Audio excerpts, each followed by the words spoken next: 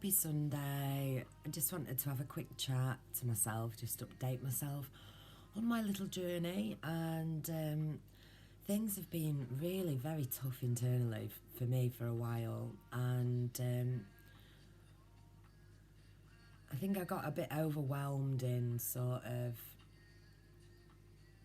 trying to find the answers and constant like shadow work and constant, pulling things apart, untangling things, and kind of complicated things a lot for myself. And yesterday, I just sort of,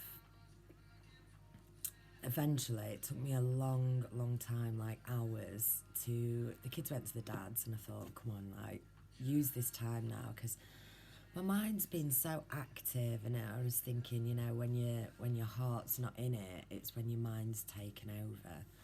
They say your heart's not in it, and nobody's heart's in it anymore, and we want that. But what I was kind of having the realizations of last night, and it was beautiful, and it was funny, and it was also a bit annoying, how this knowing comes and goes due to external circumstances. And I think it is just practice to for the reprogramming to run smoothly in terms of energy readjustments within your new ways of thinking, whatnot. So yeah, last night, after a long time I had meditation music on, I was trying to do chakra healing, cleansing, frequency this. I tried some, I can't remember what it was called now. I think it was something like Ho'oponopono or something, some I think it's Philippines, I'm not sure, some sort of like affirmation things anyway, and I found that really helpful, and I was like, oh my God,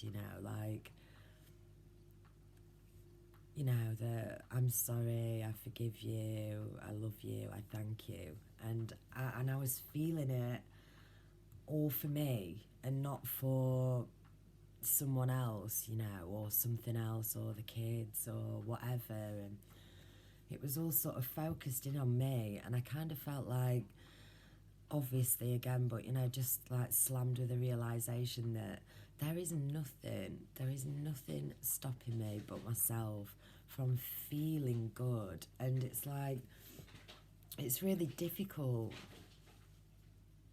I've got some rabbits running around in the house. Sounds like they're having fun.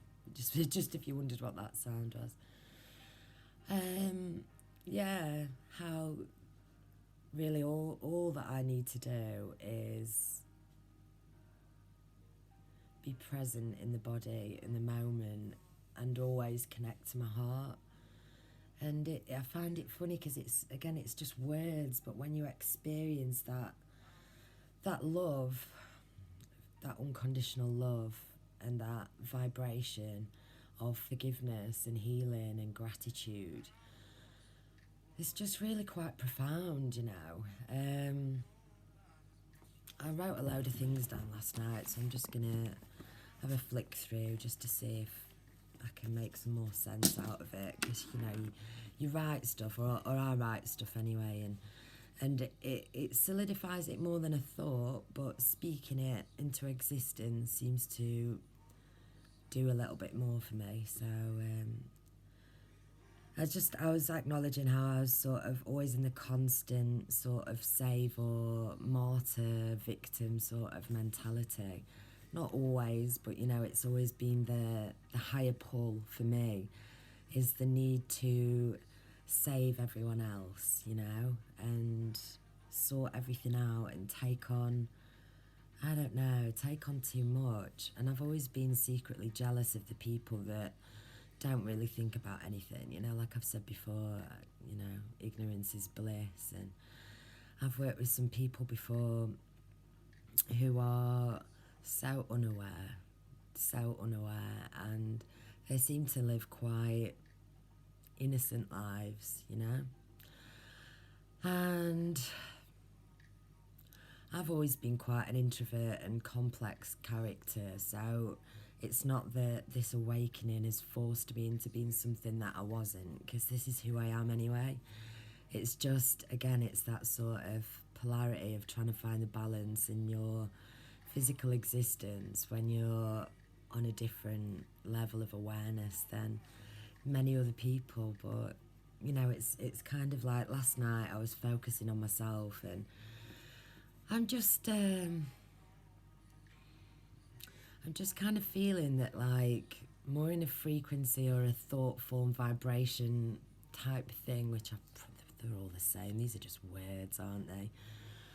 But kind of how I feel about my kids, how I feel about the potential for myself and my kids and my life, and how I feel about being in awe about the simple beauty of the world, nature, the sky, insects, butterflies, birds, animals, you know.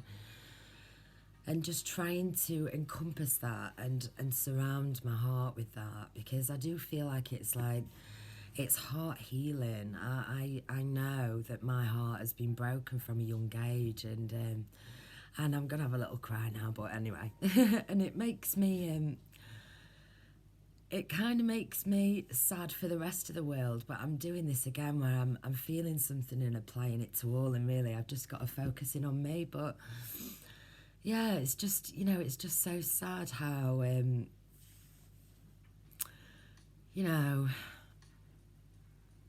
how the heart breaks and how the soul gets tortured, you know, how we are like tortured souls, and if you're not tortured and on the path, you're lost, you know. That's kind of like what it's like. I don't know why I cried then, because I wasn't actually sad. I was feeling pretty good, because last night I was having these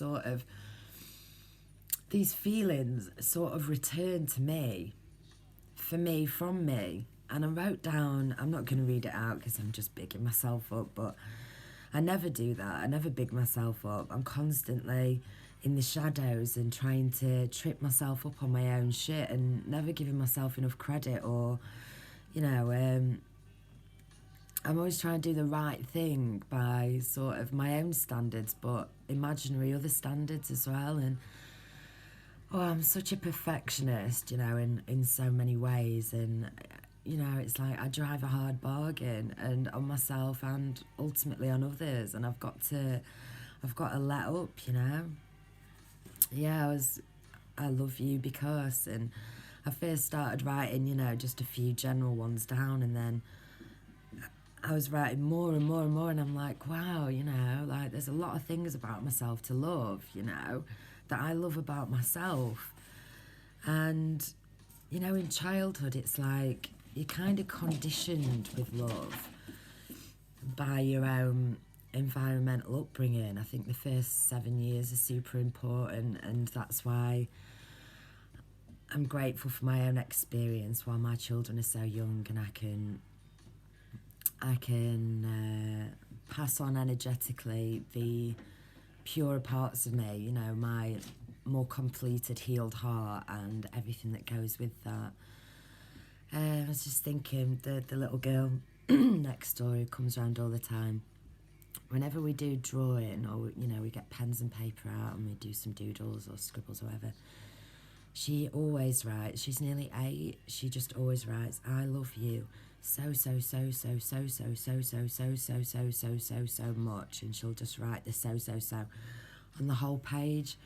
And she'll sometimes put, I love you, Mum, so much. I love you, Dad, so much. Or she'll do it for me, I love you, Maz, so much. And as I was looking at it the other day, I felt like it was sad because she couldn't comprehend, she couldn't expand or explain on, like, what love is and why she loved her mum so much, and her dad so much, and me, and you know, I don't know, it's just kind of sad to me. It's like my mum and dad, they definitely did their best. They tried their best, and by my standards, it wasn't good enough, and that's why I try better for my kids, and I try and heal myself for my kids. For me as a child, it wasn't enough, but they really tried, and I'm really grateful for experiences, both good and bad, and traits, both good and bad, that I have inherited through my experience and genetic makeup.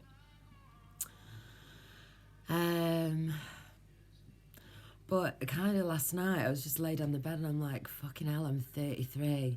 I've been on this journey for quite a while, and really, still, all I need to do is fucking love myself. I just need to truly love myself, and everything else will fall into place, you know? To truly love ourselves is all we need to do.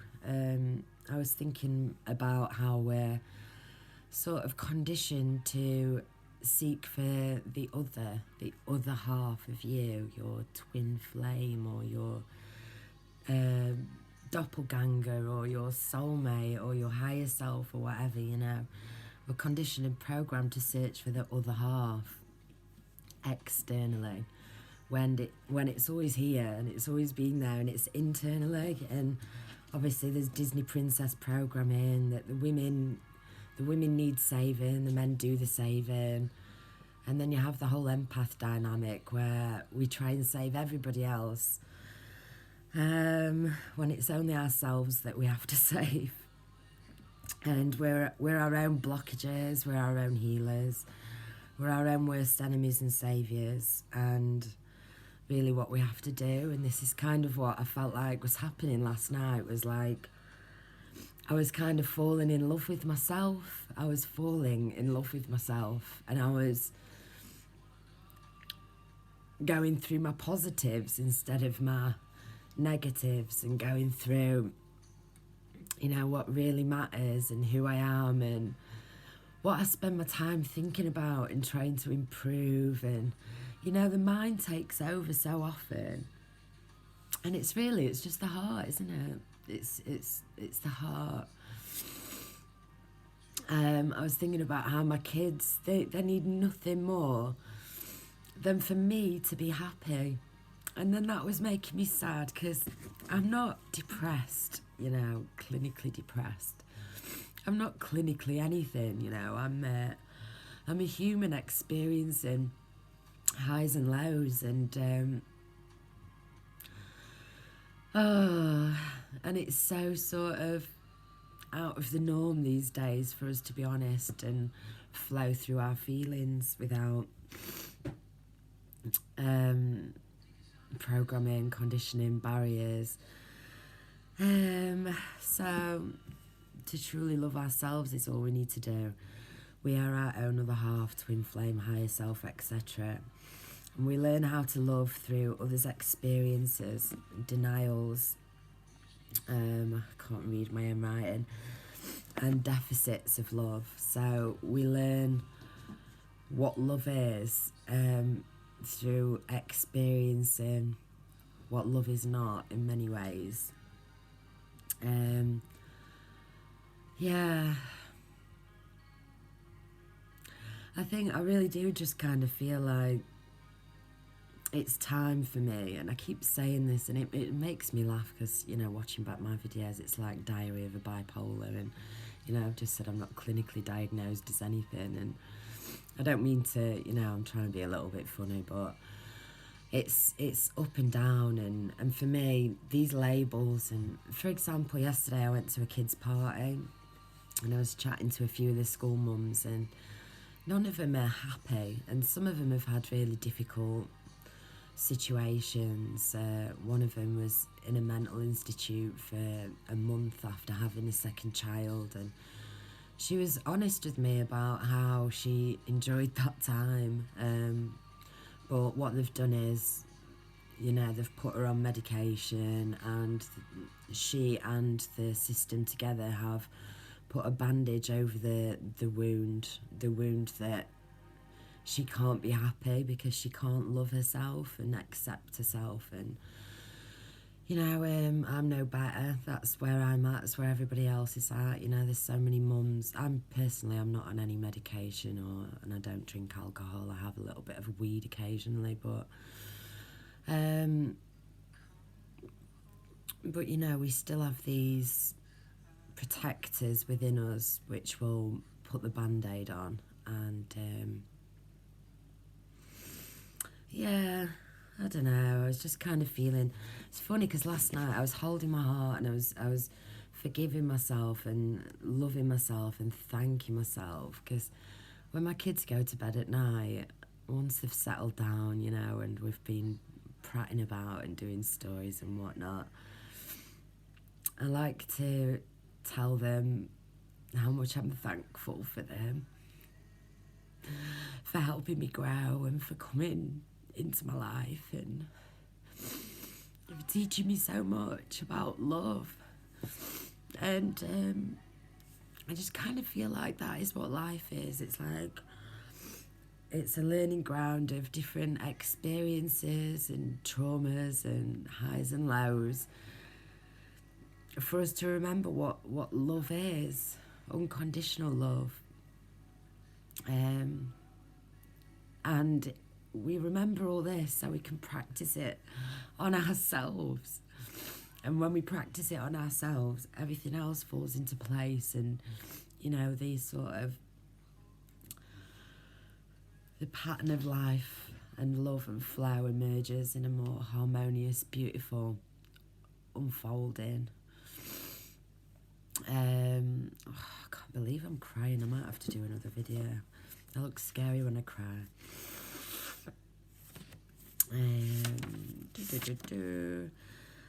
We're always trying to do the right thing by generalised program meter, and we're always pinning it against another, you know, the right thing. And I'm always thinking about this. It's like, what is the right thing for me to do? You know, should I wake up and do some dusting and, you know, mow the lawn, or, you know, can I give myself the grace while I'm away from the kids for a few hours a week to just go, you just lay back, you know? This is what I did last night. I laid in bed as if I was going to go to sleep, but I didn't. But I would have allowed myself to do that, you know, instead of endlessly pottering around and distracting myself from myself. And last night, when I finally allowed myself to completely sit within myself and my own field and my own vibrational thoughts, and allowed them to sort of come back to me instead of being, you know, poured onto another, my kids, you know, usually. It felt so good. It felt so good, and I wasn't doing anything. I wasn't doing anything but just feeling what I was giving out coming back.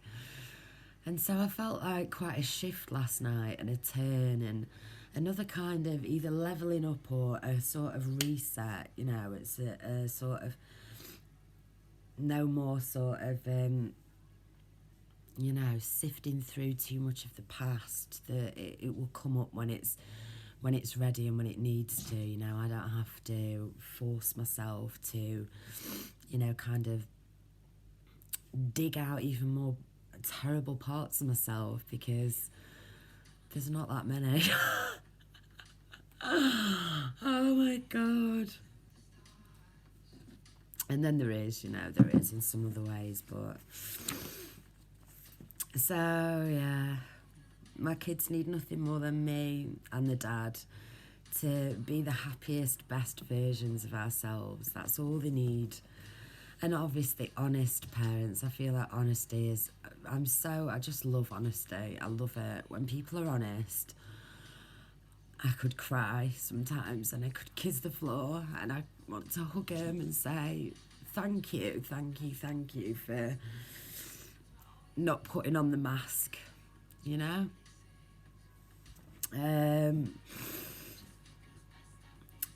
So during this transition of truly loving ourselves, it is difficult and lessons are learned and foundations are set to become at spiritual peace and truly love yourself and then others and life is start at home with your own heart healing. I think why it's so profound for me is because I've got kids and they're so young and impressionable and they're just soaking up the energy. That's what they do at these young ages. The energy, the feels. Do I feel safe? Do I feel cared for? Do I feel nurtured? Do I feel supported? Do I feel, and because I understand how heavily important that is, I've put so much pressure on myself from the minute I actually gave birth to yesterday, it feels like, for this someone else's idea of what's right, too much pressure on myself, in my mind too much. I don't need to do anything. I don't need to have any groundbreaking shifts in anything that I'm doing. I just need to hold on to the heart more, my love for myself more, and just spend a bit more time being more conscious of everything. Conscious breathing, conscious moving, conscious experience, as opposed to just sort of completely being in the flow, but when the current overtakes you, you're all, whoa, instead of being a bit more concentrated and directed, now I'm going to have a cup of tea. Now I'm going to play this certain game with the kids, or, later on we'll go to this certain place. Usually I'm just like, I just see what we want to do and whatever, but yeah, I don't need to do anything apart from just to be happy and to love myself, If there's some of your behaviours you're ashamed of, seek to stop them, but forgive yourself. For me, it's smoking cigarettes. I try not to be too hard on myself, but at the same time, I understand that the reason that I do it a lot of time is for distraction, obviously physical addiction, but programming as well. My mum and dad smoked. I don't want my children to smoke, so at some point I must stop this so they don't just follow the pattern.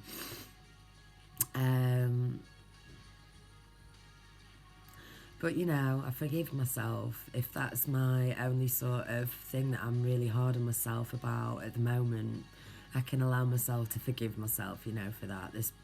There's plenty of other detrimental behavioural traits that I have exuded in the past. Is that a word? Exuded? I don't know. Kids want experiences with happy parents above all else. Parents who can have fun, parents who protect, parents who care, parents who support and guide, They don't necessarily care about the parent who's got the cleanest kitchen, or the parent who's, got a nice car, the parent who's got nice clothes, the parent who can buy expensive ice creams every day and toys every other day, and they just want parents who are happy. It's all I ever wanted. That's why I was like so disappointed in both my parents, that they were making each other more miserable. So it's funny that my mum and dad, they split up when me and my brother were sort of just about adult ages. And I think they spent pretty much 10 years apart, really, and they've got back together now. They're not, as far as I'm aware, they're not sort of, lovey-dovey, but they are living in the same house and trying to work together and, build their connection, I guess. Or I see the struggles they're going through, but yeah, when you're on your own, when you're not an other half of somebody else, that's when you get to really look at what is your own shit, what is your own issues, what are your own strengths, what are your own weaknesses, and it's the struggle to know thyself, isn't it? So anyway, I was just thinking that all the awakening is, individually speaking and collectively speaking, it's a transition to loving ourselves. It's just a transition to loving ourselves, and we struggle so much through the trauma conditioning programming. We have such a disconnect with true love, unconditional love of source, of God, of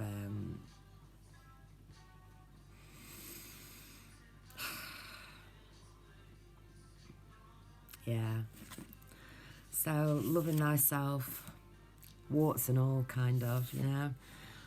World of tortured souls, lost souls who disconnected from the heart. Wrote this little thing to myself last night. Time to receive all the good. All the good what? Interviews? I can't even read my own writing. Time to receive all the good, something, thoughts, love and vibes that I've held for others, and it's time for those energetic frequencies to reflect back on me, to heal my heart. And I heal my own heart, I can heal my own heart, and when I do that I think I can heal the hearts of others. But you know, and again, nothing new under the fucking sun here. I've spoken about this a few times. It's just shocking to me how the mind takes over and forgets about the heart. It happens so much for me. Yeah. I was thinking about narcissists as well, and how, you know, I've tried to touch on this before, you know, it's they are disconnected from the heart, and they are just in love with their mask. They're not in love with themselves at all. They hate themselves, you know, or I think if they were able to have a look inside, they would hate themselves. So yeah, they can't love themselves because they weren't shown, you know.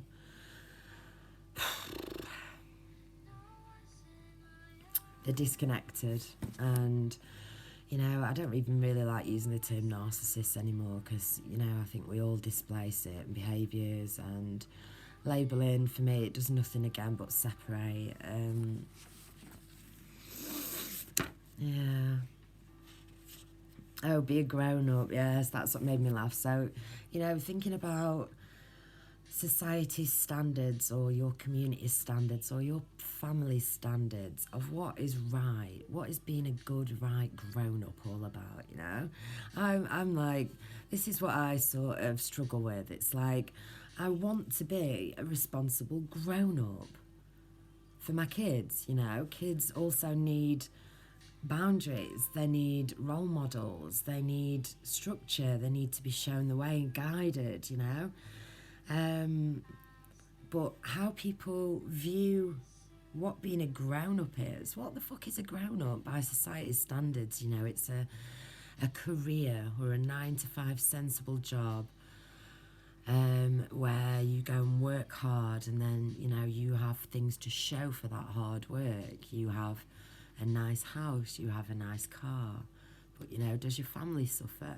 What are you missing out on through that idea of doing what a grown-up does and being right? And then there's this stubborn, it's not even stubborn, it's just the more real version of myself, which is a big fucking kid. And I'm still a big kid, and my mum says she still is, and my mum's 66, I'm 33. It's like, you don't all of a sudden grow up and you're this grown-up. You have to merge all these ideas and voices and archetypes into your head, like I spoke about in the last video, you know, the mother, the father, and the inner child, and find the balance between it. I was listening to someone talking about,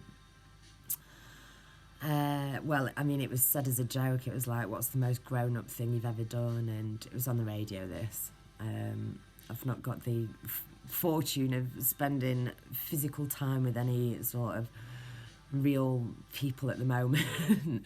I'm still in my sort of 7-year hermit phase.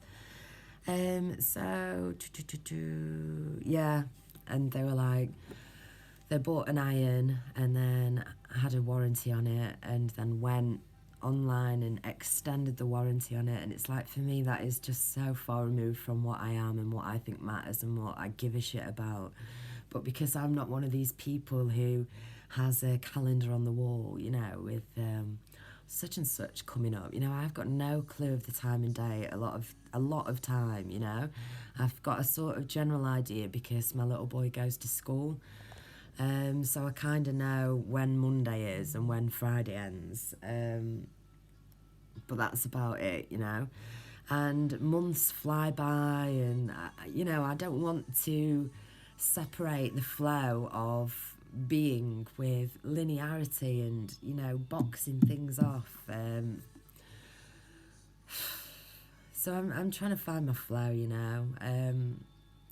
Things make me feel down sometimes because I am not living my life through someone else's standards, but through my own. You know, I'm living a legendary existence. My TV license is a little bit overdue, and I don't actually give a shit, you know. I don't care. I don't even watch the telly. So, you know, instead of letting it be, because they're expensive, it's like 150 quid. It's like, fuck off, what for? Every house in the world, like, every year has to pay this to the BBC, you know. It's like, nah, I won't be doing that, you know. I've only got a small TV there, I'll just unplug it, you know, whatever. Don't watch fucking BBC. But, you know, prior to these silly little childish sort of half jokes, half truths that I do with myself, you know, there's part of me that's been feeling bad because of things like this, you know. I wish I could budget better. I wish I could cook better. I wish I could be a better, I don't know, you know, a better standard of someone else's woman, you know. I wish I could be more gentle. I wish I could be more, and it's like, no, you know. I am gentle. And I wrote that down actually last night when I was bigging myself up, trying to love myself. It's like, I love you because blah, blah, blah. And gentle came out, and I was like, yeah, I am. Like, I'm a gentle giant, or I'm a gentle warrior. And I'm so gentle, and I really want to do my best for other people as well as myself, and I really care, so good for me. And I'm still crying. Oh dear. You know, sometimes I beat myself up because, you know, occasionally I'll have a little bit of cannabis, and I'm like, by someone else's standards, they'd probably think I'm, you know, off the rails, or I'm a certain type of person because I ingest a certain bit of cannabis. And then, you know, I'm like, what that cannabis actually does for my internal chemistry in my body is it completely relaxes me, it grounds me, it allows my energy centers to flow, it allows me to play, it allows me to be in the moment, and most importantly, it allows me to love myself and let up on myself. You know, it jokes at the mind for a while, you know, it jokes at the mind, it sees the hilarity and everything, but also, you know, the poignancy and the beauty and everything as well. So I just don't want to continue, and this is what I said to myself last night, you know, don't beat yourself up anymore. I've been saying this to myself for a year, longer, my whole fucking life really, but consciously saying, please try to stop it, you know, from me to me, from my higher self. Accept the goodness that I've put out there now, you know. It's kind of like that, reap the rewards of your own love. Like, how am I going to feel? How can I make myself feel? Because everything is just about how you feel in that present moment. Oh yeah, and again, you know, you don't have to be happy in every moment. I've just cried off all the way through this bloody video, but I'm still feeling happy and high vibrations, you know. Slow everything down, laugh at yourself. I'm very sort of, I can be very frantic, you know, trying to do too many different things at once, because I feel that things have to be tidy, or things have to be running smoothly. I'm always sort of, you know, I guess this is the curse of the parent, especially the mother, you know.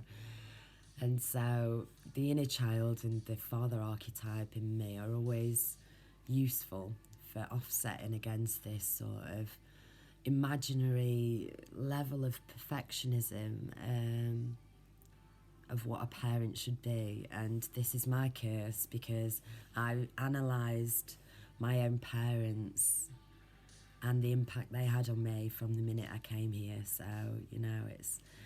I listened to Lavette last night on her second channel, and I really felt a resonance with her, just sort of her kind of aha of like, right, return to sender, return the curse, reverse the curse, she was saying, Mercury retrograde, and how it can work in some very strange but beautiful ways as well. And yeah, again, I think I've just felt really heavy for the last few months, and on edge, uneasy, more difficult to ground. I've had beautiful moments in between, but I am ready for a more permanent sort of slow down now, and to love myself, and to not feel sorry for myself, not be a victim, like, I love you, poor little thing, I wish I could help you. It's like, no, just the way you are. I'm going to love you just the way you are.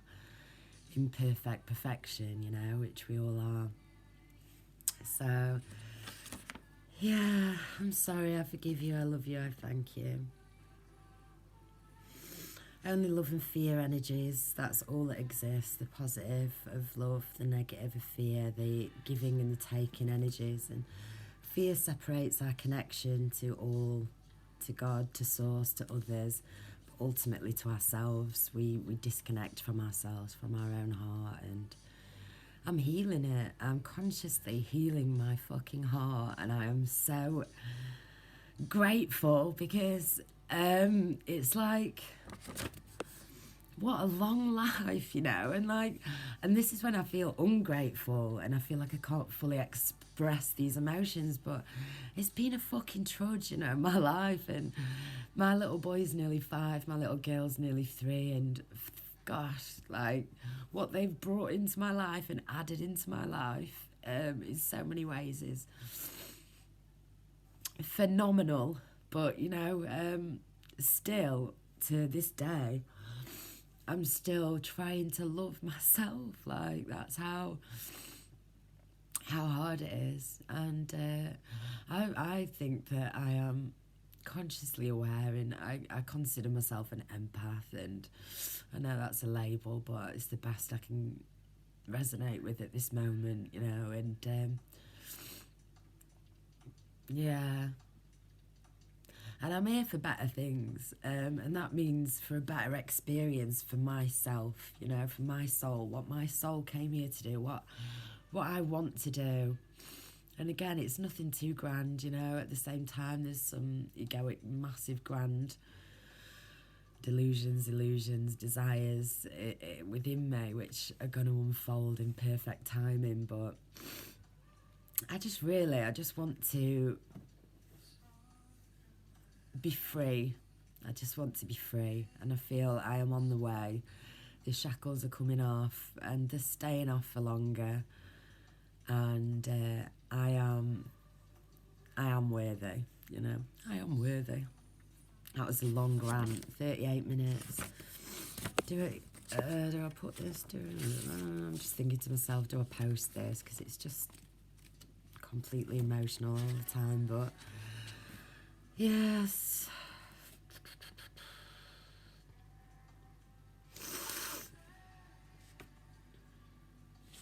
Yes, I'm on the right path. I feel like I'm ready to receive. I'm opening up to receive the love that I have given to others and to the world, or to the compassion, the space, the grace, whatever. I'm reversing that back for myself, and any curses on me, I am reversing back. Reverse the curse. If you've got your own bad energy, that's yours, your own issues, that's yours. I'm free, moment to moment, to attach or detach from programs and traumas. So anyway, yeah, I think for me personally, I think I've just tried to say this, but just before I round it up, it's so profound and multifaceted, because as I'm learning these lessons, I'm trying to pass them on to my kids, and understanding the importance of the early years, and trying to remove other people's imaginary standards of what a good life is, what being happy is. You know, you should be happy. If this or that or you know, why aren't you happy? Why aren't we happy? Any of us? We've disconnected from ourselves and from our own true love for ourselves. So yeah, we are in control of it, and wow, life is a roller coaster, isn't it? So just hope everyone's feeling all right, and if you are, that's great, and if you're not, you know, you'll get there. We all get there. We have our ups and downs and our own revelations or whatever, and then we get back on with our new perceptions, our new lessons, our new things found, and we change the path slightly, but we keep going upwards. So onwards and upwards, everyone, and lots of love. Bye.